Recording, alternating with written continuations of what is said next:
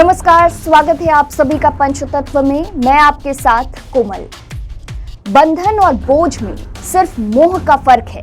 मोह है तो वो बंधन होता है और मोह छूटते ही बोझ बन जाता है।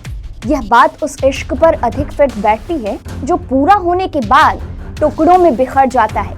पंचतत्व में आज हम ऐसी ही कहानी बताने जा रहे हैं जो जब शुरू हुई तो उसे पूरा करने में सब कुछ दांव पर लगा दिया गया, लेकिन जब इश्क पूरा हुआ तो कैलेंडर के पन्ने खत्म होने से पहले सब कुछ खाक हो गया।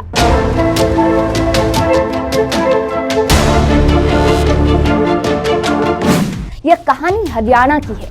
कहानी की शुरुआत तो हरियाणा में ही होती है, लेकिन जैसे जैसे यह कहानी आगे बढ़ती है पूरा देश इसी की चर्चा करने लगता है। इस कहानी में इमोशन तो है ही, राजनीति भी है, समर्पण और त्याग भी है, धोखा भी है, गलती भी है, प्रायश्चित भी है और सबसे बड़ी बात, इसका दर्दनाक अंत है।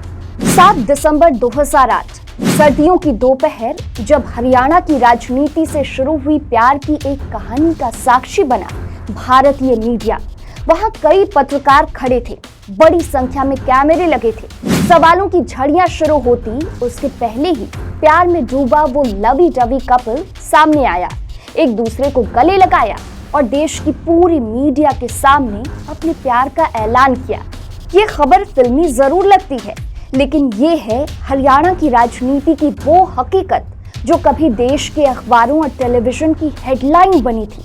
मीडिया के सामने प्यार का इजहार करने वाला ये लवी डवी कपल कोई और नहीं बल्कि उस वक्त के हरियाणा के उप मुख्यमंत्री चंद्रमोहन और उनकी गर्लफ्रेंड अनुराधा बाली थे। चंद्रमोहन चांद मोहम्मद बन चुके थे, जबकि अनुराधा बाली ने खुद के लिए चुना था फिजा नाम। ये दोनों बेहद फिल्मी अंदाज में मीडिया के सामने आए और बताई अपने रिश्ते की पूरी हकीकत। इस सेंसेशनल पॉलिटिकल लव स्टोरी का ऐलान बेशक दिसंबर 2008 में मीडिया के सामने हुआ हो, लेकिन इसकी शुरुआत तो करीब 4 साल पहले ही हो चुकी थी। जी हाँ, 2004 में पहली बार चंद्रमोहन अनुराधा बाली से मिले। दोनों चंडीगढ़ की एक शॉप में जूस पीने आए थे। पहले से शादीशुदा चंद्रमोहन पहली नजर में ही फिजा को अपना दिल दे बैठे। मुलाकातों का सिलसिला आगे बढ़ता रहा और दोनों का प्यार भी गहरा होता चला गया। इसी दौरान चंद्रमोहन ने अनुराधा को राज्य का महाधिवक्ता बना दिया। चंद्रमोहन के परिवार का हरियाणा की राजनीति में बड़ा नाम था। वो पूर्व मुख्यमंत्री भजन लाल के बेटे थे और उस वक्त खुद भी उप मुख्यमंत्री के पद पर थे।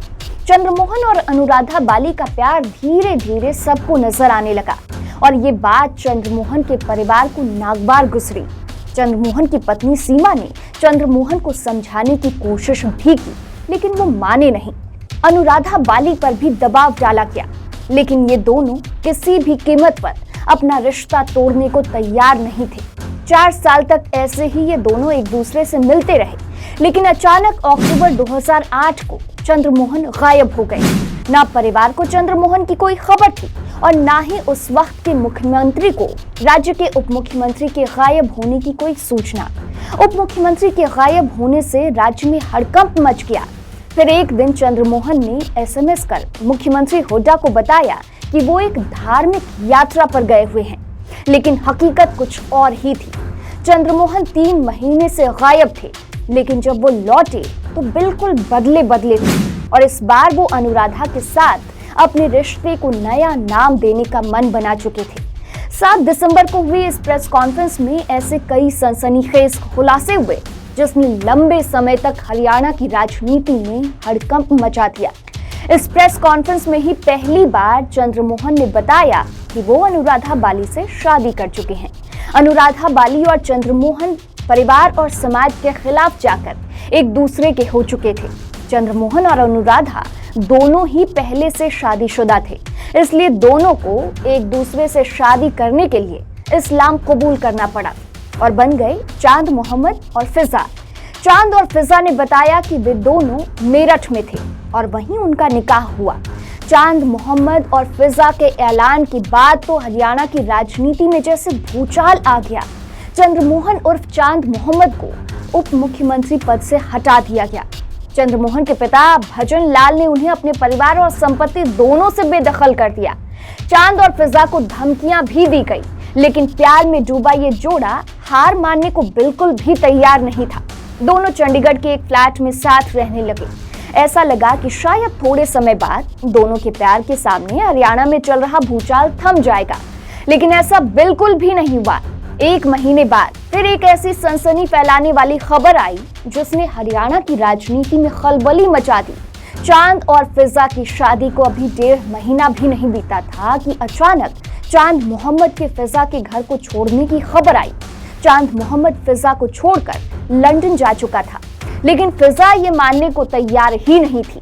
28 जनवरी 2009 को फिजा ने चांद मोहम्मद के किडनैप होने की शिकायत दर्ज करवाई। फिजा ने चांद मोहम्मद की पहली पत्नी, पिता और भाई के खिलाफ मामला दर्ज करवाया। 31 जनवरी को पहली बार चांद मोहम्मद का बयान आया।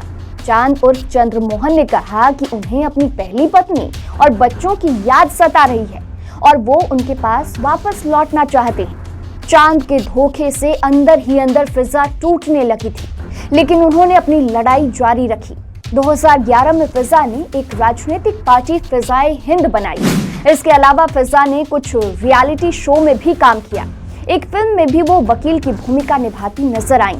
फिजा चंद्रमोहन और परिवार के खिलाफ लगातार लड़ रही थी, लेकिन उनकी जिंदगी दलदल में धंसती जा रही थी। फिजा के विवाद अक्सर मीडिया में छाए रहते थे, कभी पड़ोसियों के साथ लड़ाई, कभी मारपीट। वो अक्सर ही अपनी नेगेटिव छवि के लिए मशहूर हो रही थी। और फिर आखिरकार 6 अगस्त 2012 को फिजा की मौत की खबर ने सनसनी फैला दी। फिजा की लाश 3-4 दिनों तक घर के अंदर सड़ती रही। जब बाहर बदबू फैलने लगी तो सामने आई फिजा की मौत की हकीकत। फिजा का शव पंखे से झूल रहा था। पास ही शराब की बोतल, सिगरेट और कुछ खाने का सामान भी पड़ा हुआ था। पोस्टमार्टम की रिपोर्ट में नशे की ओवरडोज का मामला सामने आया। फिजा की मौत एक मिस्ट्री बन गई। सच क्या था कभी सामने नहीं आ पाया, लेकिन जिसने भी चांद और फिजा की कहानी को देखा और सुना, उसके अंदर हमेशा कई सवाल खड़े रहे। ऐसा क्या हुआ कि सिर्फ 40 दिन में ही चांद मोहम्मद ने फिजा से अलग होने का मन बना लिया? क्या राजनीति की भेंट चढ़ गया चांद मोहम्मद और फिजा का प्यार? अगले एपिसोड में फिर मिलूंगी अगले नेता और उनकी गर्लफ्रेंड की कहानी के साथ। आप देखते रहिए पंचतत्व।